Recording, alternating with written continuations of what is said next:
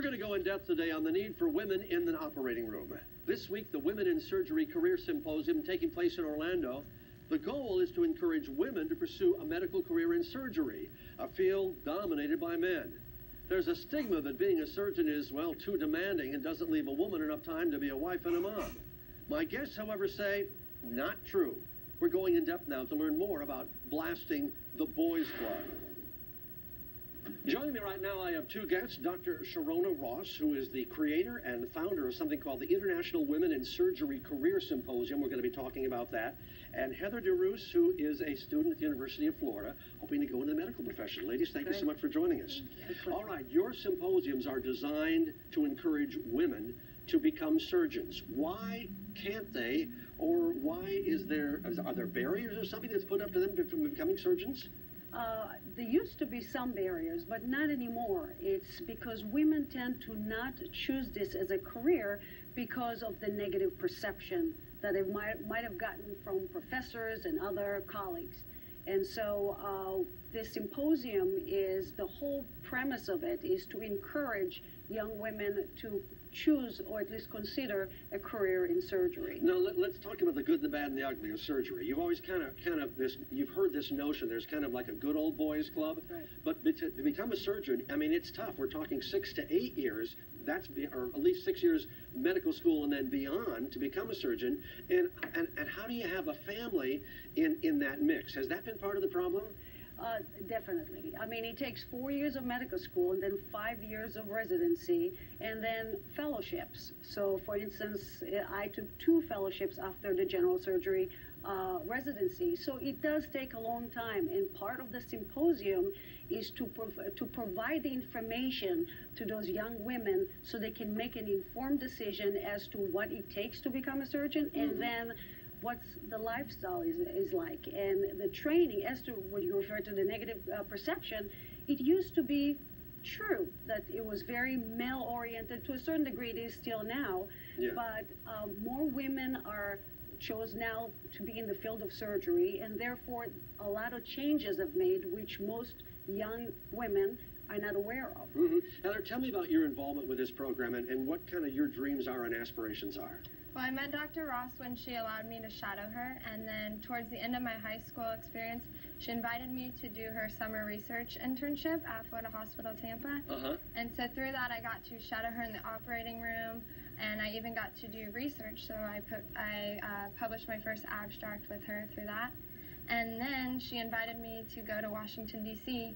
for the 5th Women in Surgery Symposium. Man, you are well on your way. You've already done a lot more as an undergraduate than some graduates have. Okay, have you seen any of this barrier at all from your perspective? Because you're young, you haven't seen a whole lot, but have you heard about it?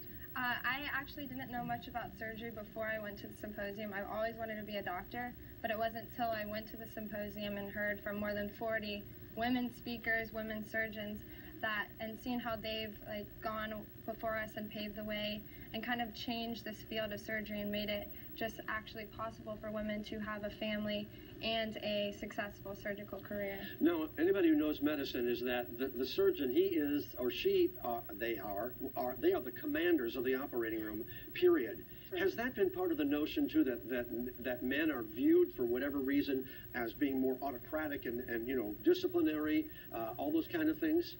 I think that women can be very much so and even better, but I think the perception is that what kept women away is the aggressive training, it's the long hours, it's the fact that it's not as friendly to women and expectations.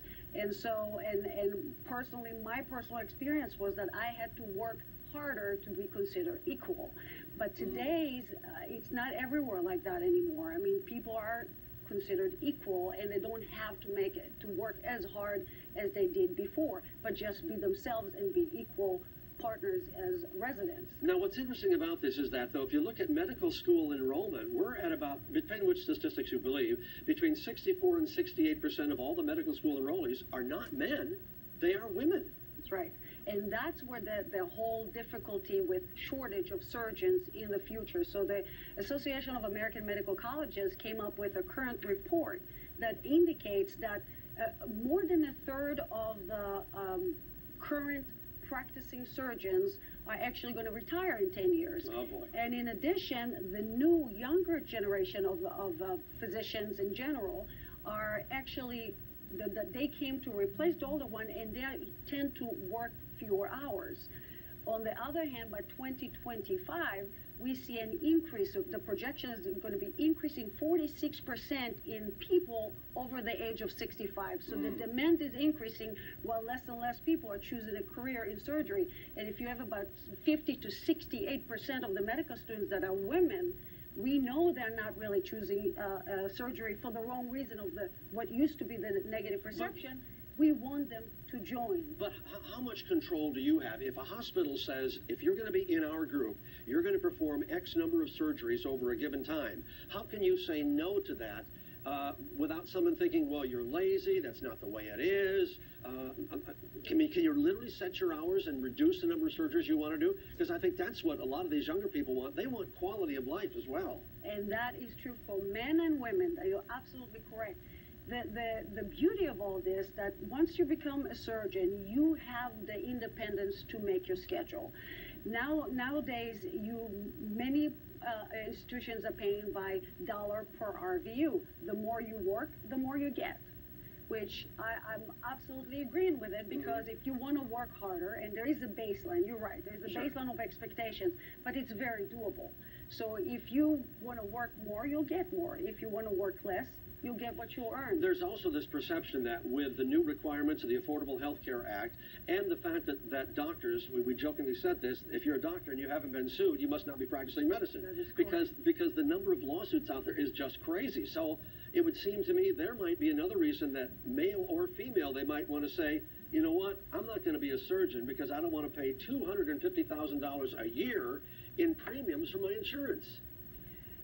And then those people is another category of people. You're right, but I couldn't see myself doing anything else other than being a surgeon. So yeah, I accept all of those obstacles, if you would call it, but there's nothing else I would want to do. So you minimize the people that are there for the business of medicine, and you only end up with the people that really love what they do, which is practicing medicine. And so for those gals, those ladies that are out there right now, the students that are saying, you know what, I would like to be a surgeon, but I'd like to know more information, should they come to one of your seminars? Oh, absolutely. The Women in Surgery, it became an international, started back in 2009, and now we're on the 7th year. We have women from 25 to 30 states that are attending, from Europe, from Japan, from Mexico. It's incredible. It's the largest event for women in surgery in the world. Great idea. Dr. Ross, thank you so much for stopping by. Heather, good luck to you. Thank you. Hopefully, if I have something wrong, you'll operate on me in the future, and we'll have another conversation. Doctors, thank you so much. Appreciate it. Thank you. Now, here's one more factoid for you. 50% of students in medical school are women, but only 6% of them go on to pursue a career in surgery.